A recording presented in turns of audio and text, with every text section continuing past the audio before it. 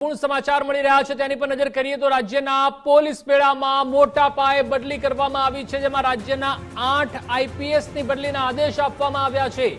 રાજકોટના તત્કાલીન commissioner Raju ભાર્ગવને ADG તરીકે નિયુક્તિ આપવામાં આવી છે। તો રાજકોટ અગ્નિકાંડ બાદ બંને આઈપીએસ વેઇટિંગ પોસ્ટ પર હતા। તો જે રીતે ગુજરાતના પોલીસ બેડામાં મોટા પાયે બદલીનો દોર યથાવત છે। છેલ્લા 2 મહિનામાં વાત કરવામાં આવે તો કે કૈલાશ નાથન હોય કે ત્યારે હાલમાં પણ જે 8 આઈપીએસની બદલીના આદેશ છે તે આપી દેવામાં આવ્યા છે। તો રાજકોટના તત્કાલીન કમિશનર રાજુ ભાર્ગવને એડીજી તરીકે નિયુક્તિ આપવામાં આવી છે। વધુ માહિતી માટે સંવાદદાતા નિકુંજ જાની જોડાઈ ચૂક્યા છે। નિકુંજ, પોલીસ બેડામાં મોટા પાયે બદલી, 8 આઈપીએસની બદલીના આદેશ આપી દેવામાં આવ્યા છે। વિકાસ, 8 જેટલા જે આઈપીએસ અધિકારીઓ છે તે વેઇટિંગ ફોર પોસ્ટિંગ પર હતા, એટલે કે કોઈ જગ્યાએ તેમની પોસ્ટિંગ જે છે તે અત્યાર સુધી નહોતી થઈ, પરંતુ હવે આ વેઇટિંગ ફોર પોસ્ટિંગ રહેલા આઈપીએસ અધિકારીઓ જે છે તેને પણ પોસ્ટિંગ આપવામાં આવ્યું છે। રાજુ ભાર્ગવ તત્કાલીન રાજકોટના પોલીસ કમિશનર, જેઓની બદલી થયા બાદ તેમનું વેઇટિંગ ફોર પોસ્ટિંગ હતું, તેમને હવે પોસ્ટિંગ આપવામાં આવ્યું છે।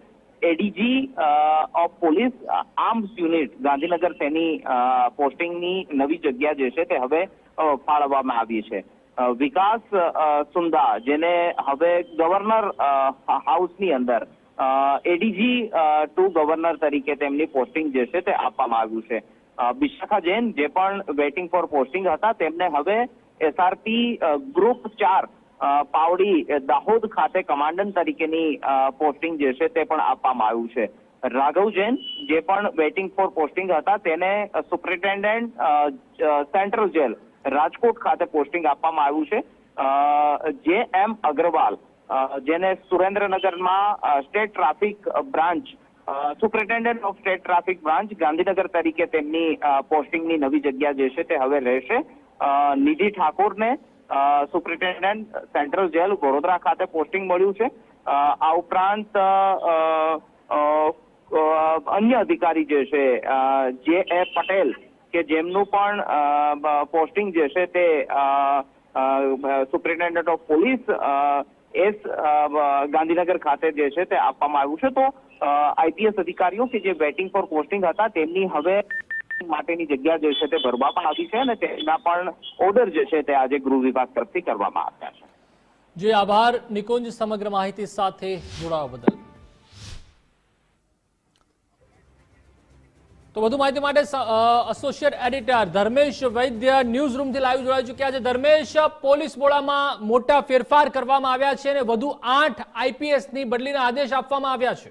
પ્રતિપાલ, આજે મોડી સાંજે 2 આઈએએસ અને 2 આઈપીએસ વયમર્યાદાને કારણે નિવૃત્ત થયા, પણ એ પછીની ચહલપહલ ગાંધીનગરમાં કંઈક બદલીઓનું શરૂ થશે લિસ્ટ, એવી એક વાતો હતી, એ ખરેખર થઈ અને આઈએએસ 18 અને અત્યારે જે સમાચાર મળી રહ્યા છે 8 આઈપીએસની જે મોટે ભાગે વેઇટિંગમાં હતા એમની નિયુક્તિની એક બદલીના ઓર્ડર નીકળ્યા છે।